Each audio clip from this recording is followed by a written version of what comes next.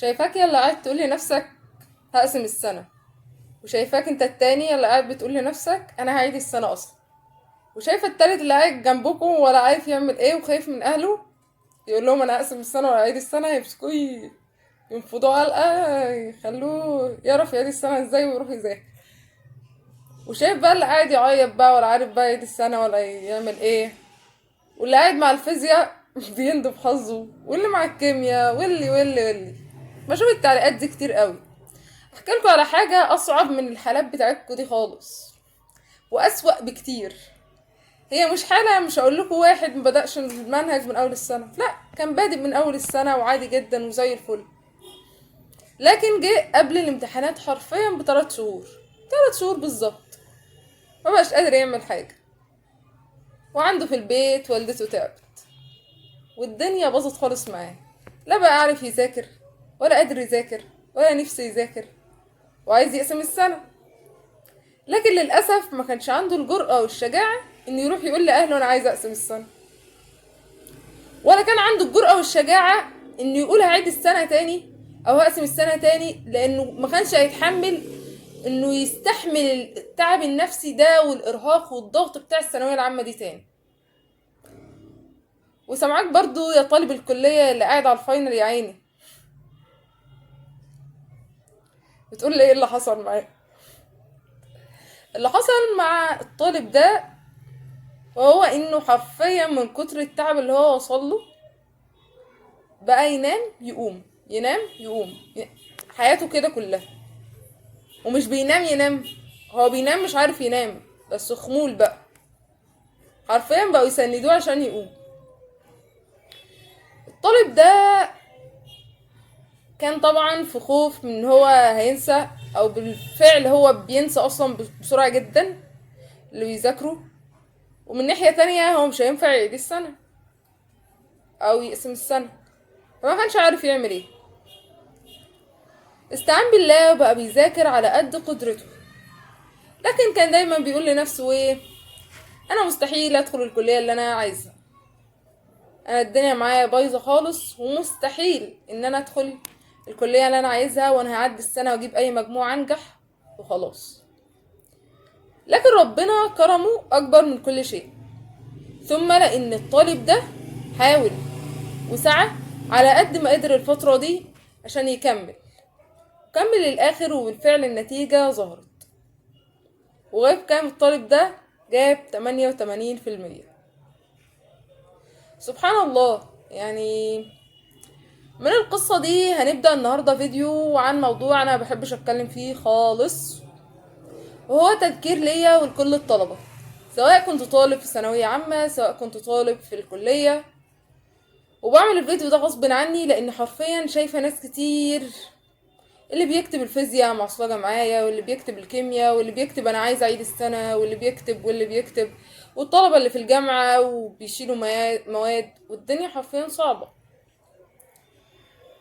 انا بحبش بعمل نوعية الفيديو دي خالص لان بحس انها ممكن تشتت الناس، لكن للأسف الشديد ان انا اضطريت ان انا اعملها، اولا لان اختي في ثانوية عامة، وثانيا لان عايزة اذكر نفسي لان انا كمان داخلة على فاينل. وندخل في الموضوع على طول بقى. السعي، انت بتعمل كل ده ليه اصلا؟ دخلت من الاول تدرس وتذاكر وتجتهد ليه؟ لان انت بتسعى، لان انت ناوي تقول لربنا عز وجل يا رب ده عمري وده انا وانا بسعى، ده عمري وده انا وانا بسعى باللي قدرت عليه يا رب، باللي قدرت عليه. لا يكلف الله نفسا الا وسعها، ما تكلفش نفسك فوق طاقتها، لكن اعمل وسعك، اعمل وسعك. ربنا عز وجل بيقول ايه؟ وأن ليس للإنسان إلا ما سعى وأن سعيه سوف يرى. ربنا شايف تعبك، ده كفاية، ربنا شايف تعبك وده كفاية، كفاية قوي. كل الناس اللي حواليك دي مش هتشوف تعبك زي ما ربنا شايفه. ربنا بيجازيك على كل حاجة، سواء بقى انت جبت مجموع ما جبتش مجموع، جبت امتياز في الكلية ما جبتش امتياز في الكلية، كل ده مكتوب، كل تعبك مكتوب. لو ما خدتوش في الدنيا هتاخده في الآخرة، وده الفرق بيننا وبين الكفار. كلنا بنسعى، كل الناس بتسعى، لكن احنا كمسلمين الحمد لله على نعمة الإسلام ربنا بيأجرنا على السعي ده، ربنا بيأجرنا على التفاصيل. الاستدراك، انت اللي بتقول لنفسك انا كنت بدأت من اول السنة، انا مش عارف ايه، انا وعمال جلد جلد جلد جلد في ذاتك. طب وبعدين الجلد الذات ده هينفعك في ايه؟ مش هينفعك في اي حاجة والله. ايوه مش هينفعك في اي حاجة اطلاقا. اطلاقا لو كان نفعك كان نفعك من زمان. الحل الوحيد، الحل في الاستدراك. المؤمن اذا استدرك فانه يستدرك عند كريم. ربك كريم، ربك كريم. ما تقولش بقى هلحق اخلص المنهج، طب واللي بدأوا قبلي، طب وربنا هيساويني بيهم. انت ايه يا ابني؟ ابدأ دلوقتي، مالكش دعوة باللي بدأ قبلك. ربنا بيحاسبك انت، مش هيحاسبك ويقارنك بالناس التانية زي ما احنا بنعمل. احنا بشر وعقلنا محدود، ونقعد نقارن ده بده، وده غلط اصلا. فما تقارنش نفسك بغيرك خالص. ابدأ دلوقتي. ربنا هيقول لك، ربنا هيكرمك. ليه؟ لان انت امبارح مثلا ما كنتش بتذاكر، النهارده ذاكرت درس. ربنا شايفك ان انت بتحاول وبتسعى وبتعمل اللي عليك. وكله على الله، كل الامر بيد الله في الاخر. مفيش حاجه اسمها الباقي على الله، لا، هو كل حاجه في ايد ربنا. بس احنا نعمل ايه؟ نتوكل على الله ثم نبذل الاسباب، عشان يبقى في فرق بين متوكل بيعمل اللي عليه وبيسيب كل الامور لله، وبين متواكل بيقول انا مش هعمل حاجه وربنا ايه هيسرها من عنده. طب ده تواكل. تمام. ابدأ دلوقتي، استعن بالله ولا تعجز، وافتكر دايما طول ما انت بتحاول فانت بخير، ومحدش بيحاول بيجيب صفر. والله ما حد بيحاول بيجيب صفر. وهتفتكر بعد ما تخلص، سواء السنة اللي انت فيها في الثانوية سواء وانت في الكلية، هتفتكر وتقول الحمد لله ان انا حاولت، الحمد لله ان انا عملت اللي عليا. الندم وحش، الندم وحش قوي. لما تيجي تلاقي كل الناس اللي حواليك كده اللي ناجح ومبسوط بنتيجته، وانت لا قدر الله في حاجة وما عملتش اللي عليك، هتبقى ندمان ندمان. هتقول يا ريتني كنت عملت. الكسرة وحشة، كسرة ابوك وامك وحشة. اما لما انت عملت اللي عليك قدام ربنا عز وجل اولا، ثم قدام ابوك وامك ثانيا، فخلاص حتى لو النتيجة لا قدر الله فيها حاجة، انت قدام نفسك راضي عن نفسك. راضي، انا عملت اللي عليا يا رب، ده قدري. ربنا دي النتيجة من عند ربنا، ربنا كرمني بكذا، فخلاص يبقى هو ده الخير ليك، هو ده الخير ليك. وعايزه اقول لك على حاجه، مفيش راحه بعد الثانويه اطلاقا. مفيش راحه بعد الثانويه. حتى الناس اللي دخلوا كليات الطب، انا اصلا مش مقتنعه بحاجه اسمها كليه طب، كليه قمه وكليه قاع. كل الكليات مهمه. دكتور عندنا في الجامعه كان بيقول لنا مفيش علم ربنا خلقه ملوش لازمه. كل العلوم اللي ربنا خلقها ليها لازمه. انت ليك لازمه. ربنا هيحطك في مكان لازم تترك فيه اثر، لازم يكون ليك فيه بصمه، لازم تسد ثغر. ربنا يحطك في مكان لازم تسد الثغر اللي انت هتتحط فيه. دي امانه، انت هتتحط في مكان وهتبقى مؤتمن عليه. فتعمل اللي عليك دلوقتي. دورك دلوقتي طالب، دوري دلوقتي طالبه. انا بوجه الكلام لنفسي اولا. دور كل واحد فينا ان احنا طلبه دلوقتي، يبقى دورنا نذاكر، مفيش مناقشه. دورنا نحاول مره واثنين وثلاثه. ماليش نفس، مفيش شغف، مفيش الكلام ده. استعن بالله ولا تعجز. نردد دايما. انا نفسي بحاول اردد الدعاء ده لاني بحس بالعجز كتير قوي اليومين دول. اللهم اخرجني من حولي وقوتي الى حولك وقوتك. اللهم اخرجني من حولي وقوتي الى حولك وقوتك. اتكلم مع ربنا عز وجل، قول له يا رب انا ضعيف قويني، يا رب انا مش قادر اعمل حاجه قويني، يا رب انا عايز اسعد، انا بذاكر عشانك، عشان تبقى راضي عني يا رب، عشان ابذل عمري ويكون عمري في شيء نافع، عشان اسعد امي وابوي، عشان اسعد اهلي،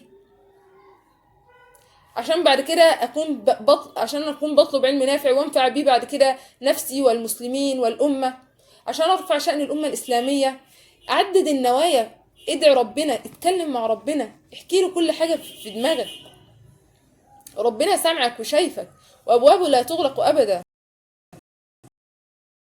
استجب لكم، هيستجيب بأي طريقة، سواء دلوقتي أو بعدين لحكمة هو يعلمها، أو يصرف عنك شر، أو يديك خير أفضل من اللي أنت شايفه ليك. ربنا عز وجل موجود، ادعيه. دايما بنقول الألم موجود، حتمية الألم، لكن الكل يتعب، لكن اختار تعبك جيدا. مش ان انت تختار تعب حلو وتعب وحش، لا، كله هيتعب، لكن تختار تعب ربنا يأجرك عليه. وانت فاكر الحرامي ما بيتعبش؟ ده بيقعد يخطط ويعمل ويطلع ويتنطط، بيتعب. لكن انت، هل الحرامي ده هيؤجر؟ ده هياخد سيئات وهيروح في 60 داهية. لكن انت تختار تعبك جاي، تختار تعب ربنا يأجرك عليه. طبعا استحضار النية كل شوية كل شوية. تمام. حاسة ان انا طولت عليكم جدا. استعينوا بالله ولا تعجزوا. رددوا دايما اللهم اخرجني من حولي وقوتي الى حولك وقوتك. استعن بالله ولا تعجز. المؤمن اذا استدرك فانه يستدرك عند كريم. وفي الاخر ازاي الم التراكمات بتاعتي في دقيقه كده. بسم الله الرحمن الرحيم. اول حاجه اجيب ورقه وقلم، اكتب عليها بسم الله توكلنا على الله، واكتب عليها الدعاء اللهم اخرجني من حولي وقوتي الى حولك وقوتك. بعد كده تبدا بسم الله الرحمن الرحيم تكتب التراكمات اللي عليك. بعد كده تكتب التراكمات اللي عليك، تحاول تشوفها هتاخد وقت قد ايه. ما تكونيش التراكمات كلها تقول اخلصها في يوم. انت كده انت كده مش خارق. انت كده هتحس بالعجز اكتر. لا، قسمها بشكل موضوعي كده، بالراحه كده على نفسك، وابدا بسم الله. شوف انت ضعيف في ايه، شوف انت قوي في ايه، شوف النقطه اللي عايز تقويها، النقطه كده، الكلام ده كله. يبقى هتكتب التراكمات، هتبدا تستعين بالله وتقسمها على يومك، وتعمل بتقنيه مثلا البرومودورو. مثلا تاخد نص ساعه وخمس دقايق راحه، او ساعه و10 دقايق راحه. لازم تاخد راحه عشان ذهنك يهدى، ذهنك يصفى. وفي الراحه دي ممكن تعمل رياضه، ممكن تقرا، بلاش قراءه، لا اعمل رياضه، اعمل اي حاجه، قوم اعمل لك حاجه تشربها، افصل دماغك. لكن بلاش نمسك التليفون، لان هنمسك التليفون هنلاقي النص ساعه، الخمس دقايق اللي كنا هناخدهم على 10 دقايق راحه، هتلاقيهم دخلنا في نص ساعه وساعه وساعتين وايه وهلم جرة. فاحنا نستعين بالله ولا نعجز. مش هتشوفوني تاني بتكلم عن اي تحفيز خالص، وده مش تحفيز، ده تذكير ليا وليكم. يا رب دايما ندعو ربنا يا جماعة ونستعين بالله.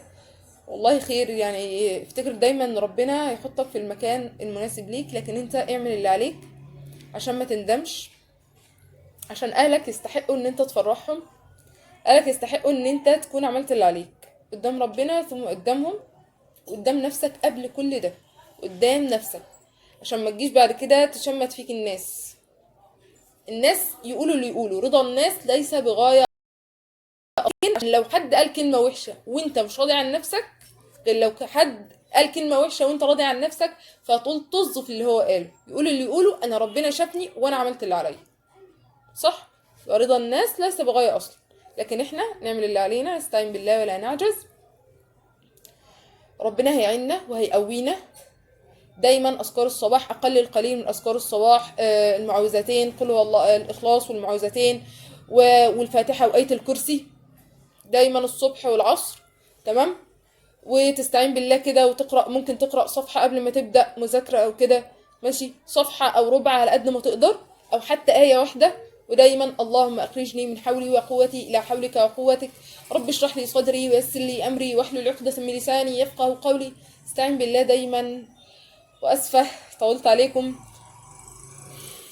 ومقولة الدكتور كان بيقولها لنا: ولأن فيه كل الخير لك افرح بقدر الله وتفاءل بالحياة تجد كل ما تتمنى، وابتسم ثم ابتسم وابتسم، ففي الابتسامة مفتاح لكل مغلق، تيسير لكل عسير، وزوال لكل هم. ويكفي أن نبتسم لأن ربي وربك هو الله، ويكفي أن نبتسم لأن ربي وربك هو الله. والسلام لكل قلب محاول، سلام لقلوبكم.